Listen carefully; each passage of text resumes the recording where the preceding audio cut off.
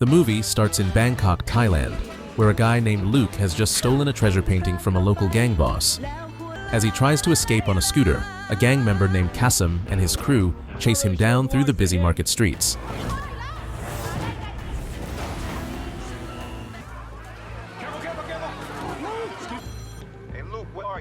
One of his colleagues is waiting for him at the airport, but Luke tells him that he needs another way out. After barely escaping, Luke asks him to book a train from Bangkok to Chiang Mai. He barely makes it onto the train.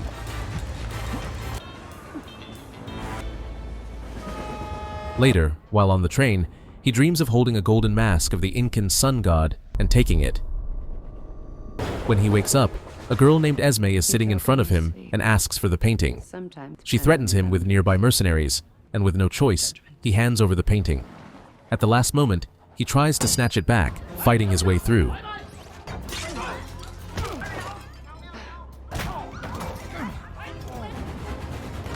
He escapes by climbing on top of the train and jumping off. Back in London, a woman named Charlotte is in a meeting, trying to settle a divorce and fighting for custody of her son. It is what it is. We are where we are. We are not going to squabble over the custody of our son. Later at her workplace, Luke surprises her with a visit. They are brother and sister. Charlotte asks what he's doing in London, and they talk about their childhood, how their father died, and they went their separate ways, with Charlotte becoming an art curator. Not exactly sure what happened to you. No, there isn't. Luke tries to distract her with a baby Jesus painting, but he's actually trying to steal another painting and run. Charlotte chases him.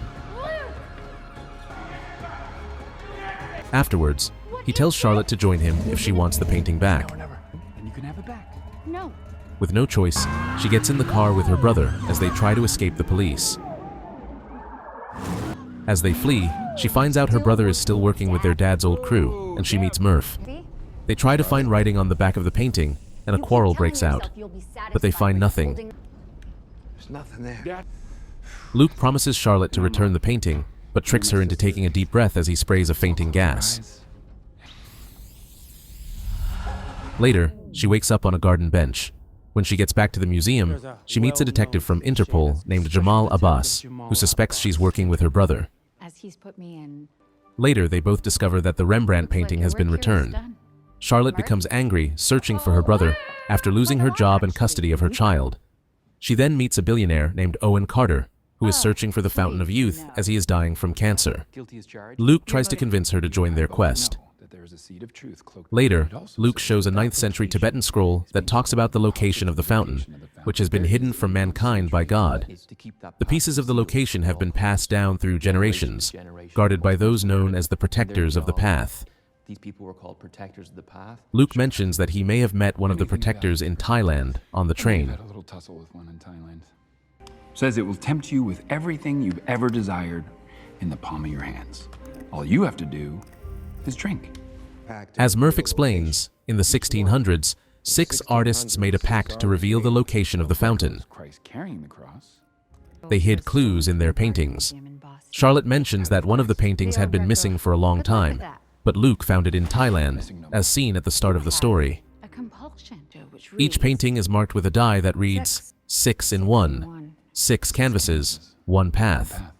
Each painting contains 1 letter, though the full meaning has yet to be uncovered.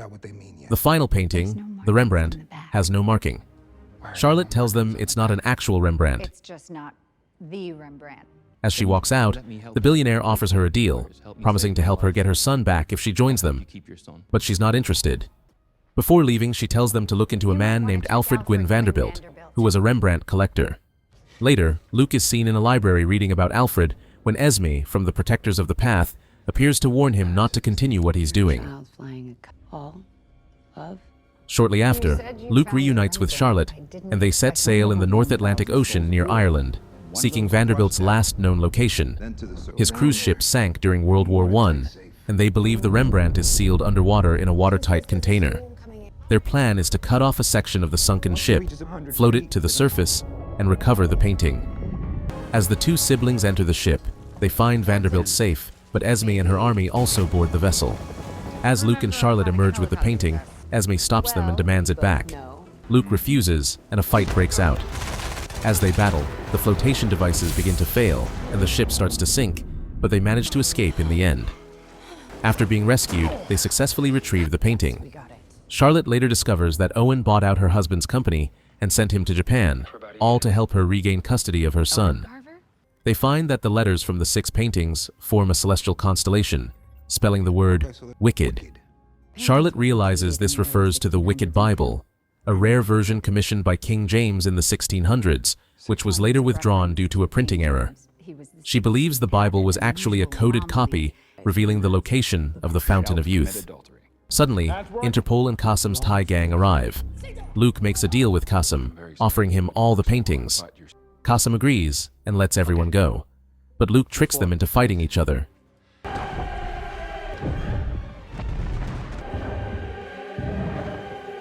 Using the chaos to escape. Later, they travel to Austria in search of the Wicked Bible, and Charlotte is finally reunited with her son. When they arrive at the National Austrian Museum, Owen makes a generous donation, and they are greeted by a librarian who brings them to view the Wicked Bible. As expected, Esme and her army appear, attempting to stop them. With no other option, the group steals the Bible and escapes through an underground tunnel. While scanning the Bible, they find no obvious code or numbers, but Thomas believes the markings are musical notes.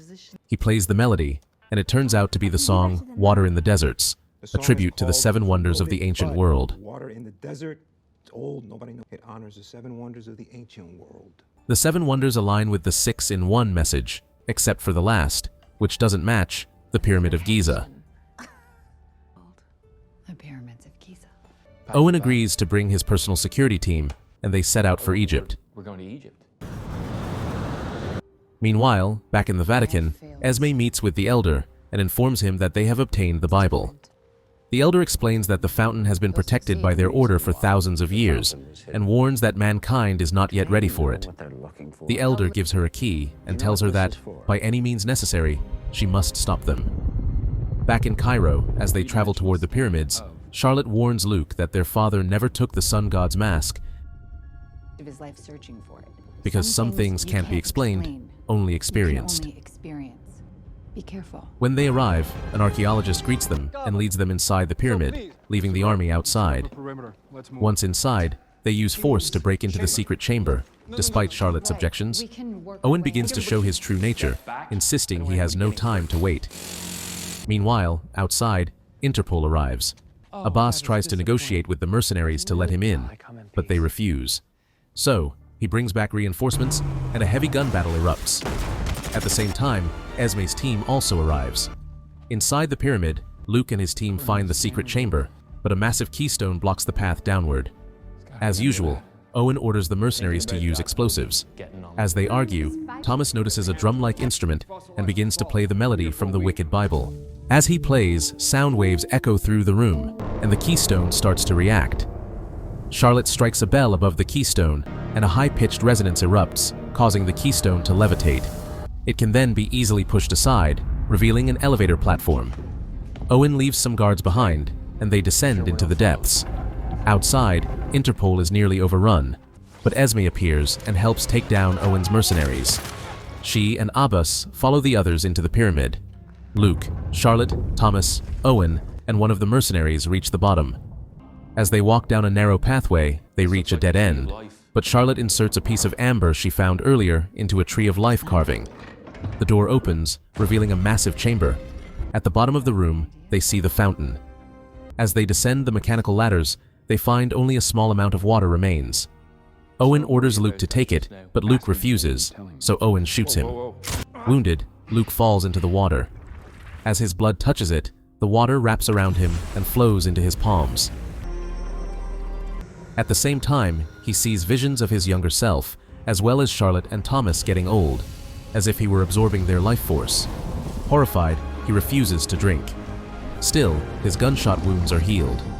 To test the water further, Owen shoots him multiple times, but each wound heals instantly. Owen asks, "Why didn't you drink?" Luke replies, "It's all yours." It's all yours. As Owen cuts himself and prepares to take the water, Esme and Abbas appear nearby, watching. As Owen drinks from the fountain, Esme inserts the key given to her by the Elder to activate a safeguard. As Owen begins to absorb the water, his appearance deteriorates, yet he seems to gain power. Esme rings the bell, and the entire pyramid begins to shake. Doors start to slam shut. Everyone runs to escape, except Owen, who is left behind. As they race back through the tunnels, ancient traps activate, but in the end, they manage to escape just in time. Abbas lets them go, placing all the blame on Owen. As they walk away from the pyramids, the movie ends. Aku sengaja